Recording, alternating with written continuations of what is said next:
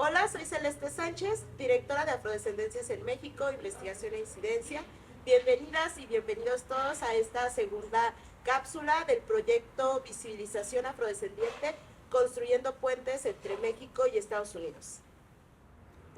Hoy tenemos el honor de contar con la presencia de la doctora María Elisa Velázquez Gutiérrez, directora fundadora de nuestra organización y una de las investigadoras más destacadas en el estudio de las poblaciones afrodescendientes en México.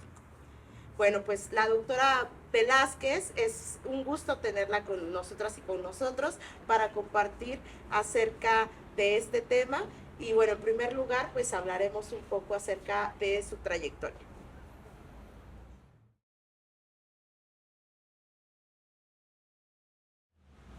María Elisa Velázquez es doctora en antropología por la Escuela Nacional de Antropología e Historia y en la actualidad es directora de etnohistoria y profesora investigadora de tiempo completo por la Coordinación Nacional de Antropología e Historia, de la cual fue coordinadora y bueno, de igual forma es responsable también del Programa Nacional de Investigación sobre Afrodescendientes y Diversidad Cultural en México y de la Cátedra UNESCO sobre Afrodescendientes, Patrimonio y Diversidad Cultural.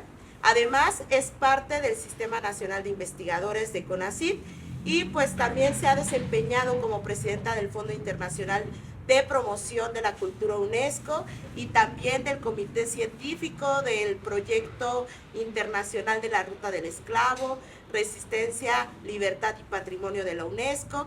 Asimismo, ha ocupado el cargo de vicepresidenta del Fondo Internacional de Promoción de la Cultura de la UNESCO e integrante del Consejo Consultivo del Consejo Nacional de Población y del Gobierno Federal y del Comité Técnico Académico de la Red de Investigación Interdisciplinaria sobre Identidades, Racismo y Xenofobia en América Latina.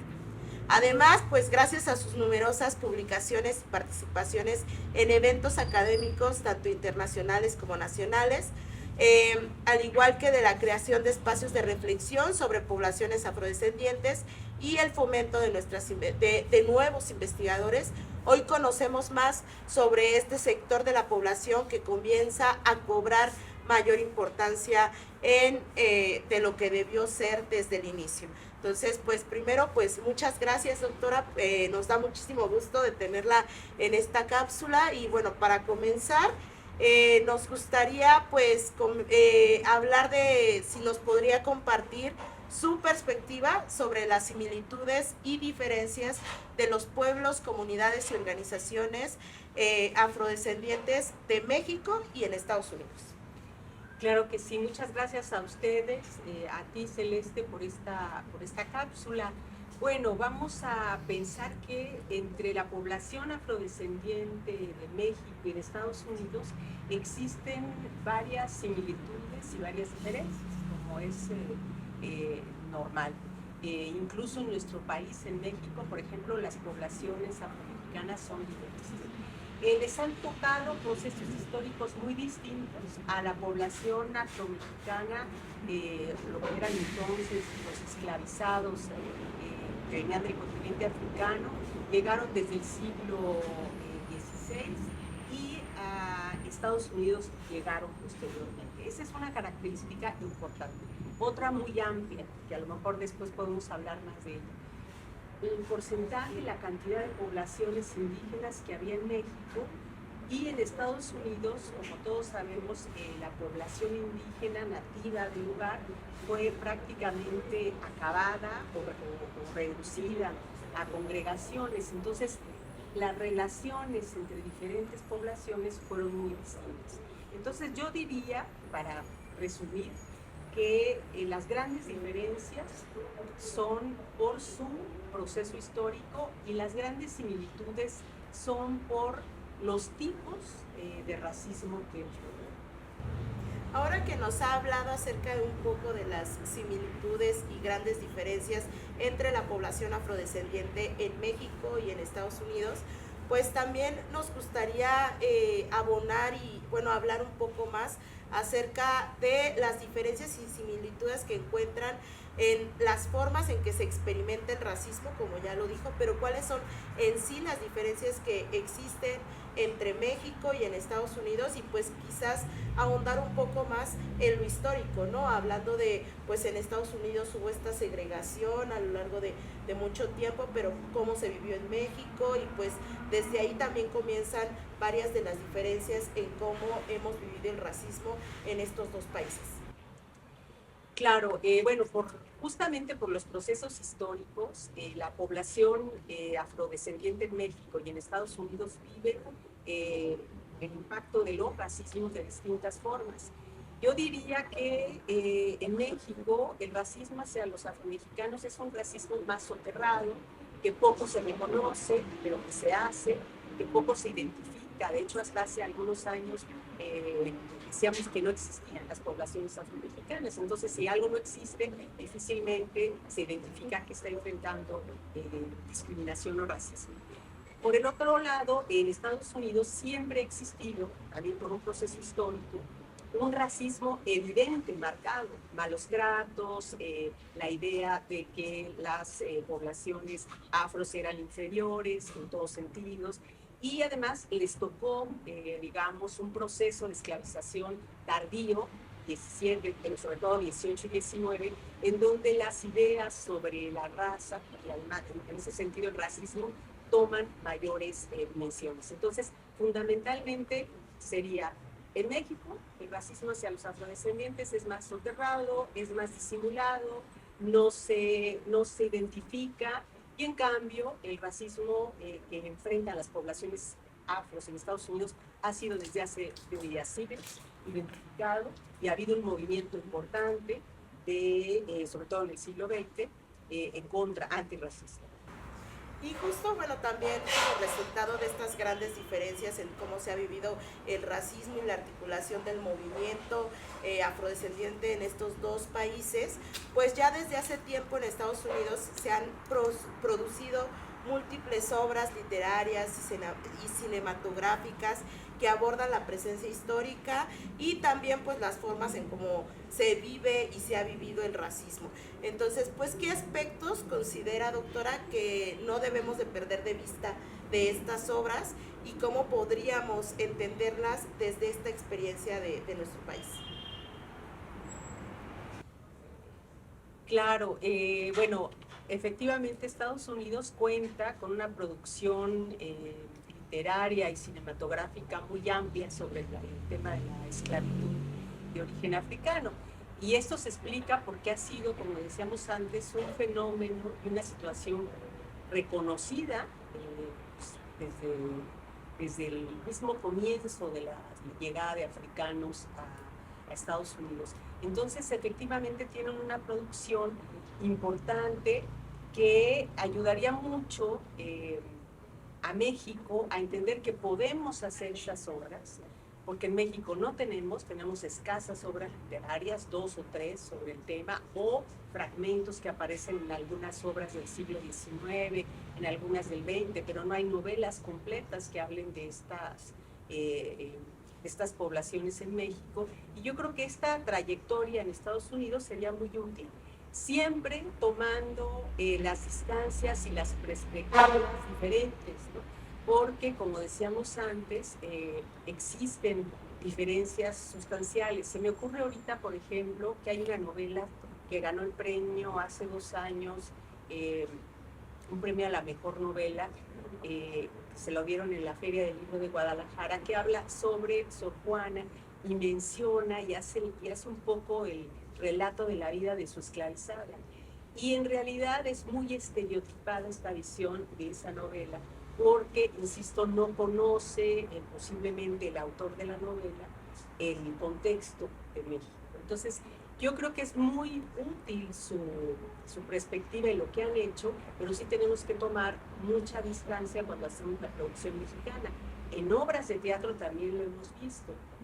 Hay obras de teatro importantes, como lo que hace Mulato Teatro, pero, insisto, además el arte cala hondo, o sea, porque el arte toca sentimientos, toca emociones. Entonces tenemos que ser muy cuidadosos cuando hablamos de este tema. Y justo, bueno, hablando de tomar estas distancias y estas perspectivas, pues también sabemos que existen afroestadounidenses aquí en nuestro territorio nacional y viceversa. En Estados Unidos hay afromexicanos y pues en ese sentido nos gustaría preguntar si usted considera que hay una diferencia en el trato, si están en otros países afrodescendientes de su lugar de origen y en su lugar de origen. O sea, si hay una diferencia en el trato, en la forma en cómo viven el racismo, en cómo se desenvuelven en su cotidianidad y pues qué podría decirnos al respecto. Como decíamos antes, yo creo que los racismos se viven de manera distinta en cada circunstancia que se vive y en cada contexto. Entonces yo creo que efectivamente se vive diferente ser afromexicano o afroestadounidense en los dos países. Y yo creo que esto está muy relacionado también con la clase social. No es lo mismo un estadounidense afro que llega a México en estos momentos y que se va a vivir a la Condesa, que seguramente en lo general no tiene problemáticas de discriminación, que un afromexicano de la Costa Chica con pocos recursos que va a trabajar en un campo de recoger frutas o verduras.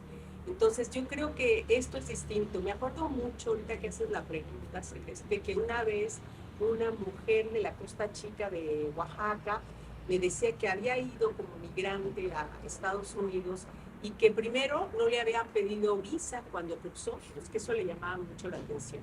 Y que además la trataban bien y le hablaban en inglés. Entonces, bueno, depende mucho de las circunstancias.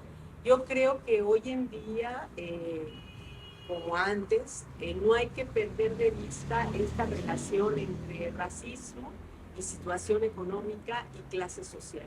O sea, no es lo mismo ser un turista afro en un país de Europa que ser un migrante que viene a trabajar o que va a trabajar como albañil en Estados Unidos.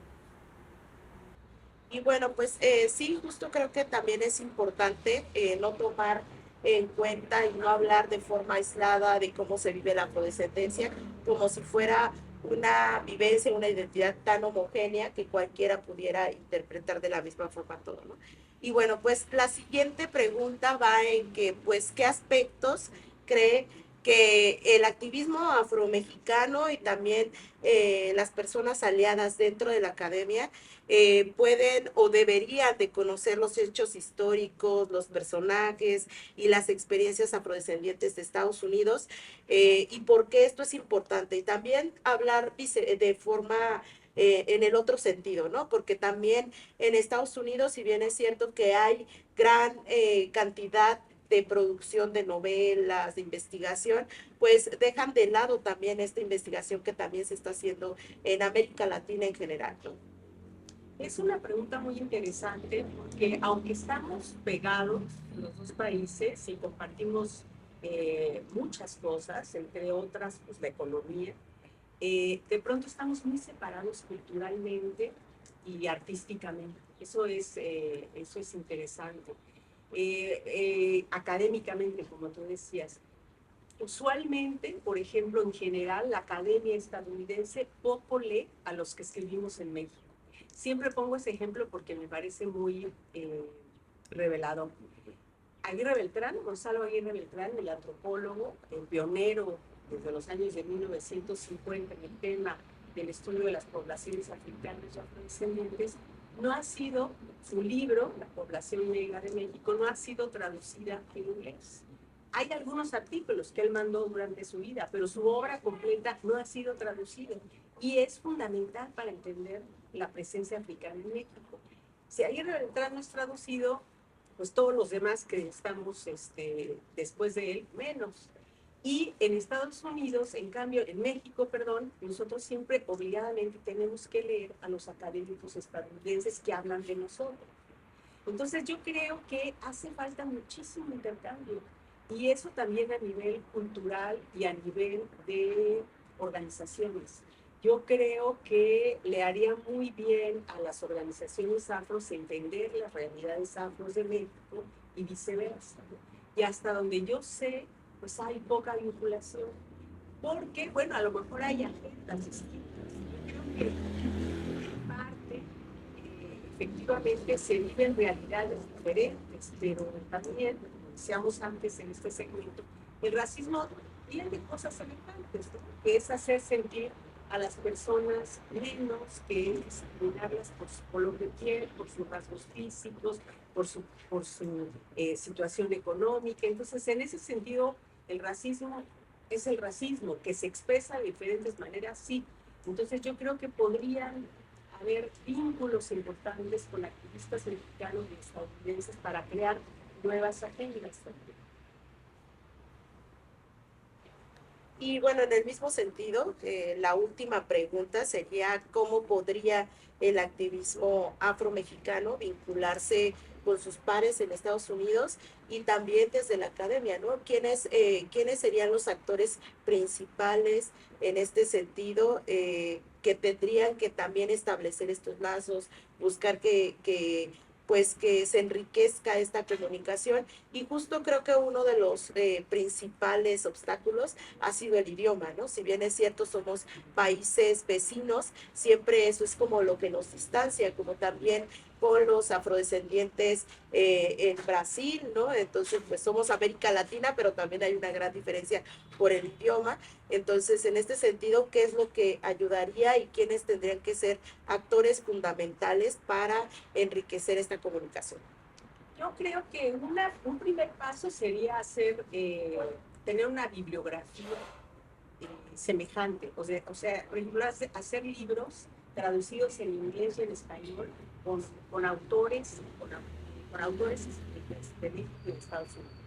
Contextos fundamentales, 4 contextos. Esto podría ser a nivel de publicación, pero también hacer eventos académicos con la presencia también de las organizaciones afromexicanas. Yo me acuerdo que hace mucho tiempo hicimos un foro en el Instituto Nacional de Antropología e Historia, en el Coloquio de Africanías, porque el país invitado era justo Estados Unidos. Y fue muy interesante porque vinieron varios académicos, vinieron algunos activistas y pudimos hacer un diálogo interesante, más fructífero. También yo creo que sería importante hacer intercambios de estudiantes, de jóvenes afros de los dos países para que conocieran y vivieran las distintas realidades de cada uno de los países. Y me gustaría, Celeste, terminar, por ejemplo, para resumir un poco las diferencias que hay en la perspectiva histórica de estos dos países, recordar esta película de Django, una película formidable, que ahí la visión, por ejemplo, de quiénes eran los esclavizados puede ser muy distinta a la que se vivió en México. Me acuerdo que hay una escena en la que llega Django a caballo y todos los esclavizados de la plantación lo miran asombrados. En México, un esclavizado libre africano o afrodescendiente pudo haber andado en caballo sin que nadie se lo quedara viendo porque era algo normal. Entonces, este es un pequeño ejemplo de cómo estas percepciones pueden ser muy diferentes. Bueno, pues muchas gracias. Bueno, pues muchas gracias, doctora. Ha sido muy importante escuchar cada una de sus reflexiones que nos ha compartido hoy, sus aportes, no solamente enriquecen este diálogo, sino también las relaciones que deben y deberían de haber entre estos dos países que son países vecinos, ¿no? Es claro que a pesar de las diferencias contextuales, las experiencias de las comunidades afrodescendientes están interconectadas por las luchas, por las resistencias y por las contribuciones históricas que merecen ser reconocidas y fortalecidas. Este proyecto tiene como objetivo no solo visibilizar estas historias compartidas, sino también fomentar alianzas estratégicas entre activistas de la academia y actores clave de ambos países. Entonces, pues los invitamos a cada una de las personas que están viendo o verán esta cápsula a reflexionar sobre los temas abordados hoy y a participar en las acciones necesarias para generar cambios significativos que promuevan la igualdad, la equidad, el reconocimiento y el respeto a la diversidad cultural en ambos lados de la frontera.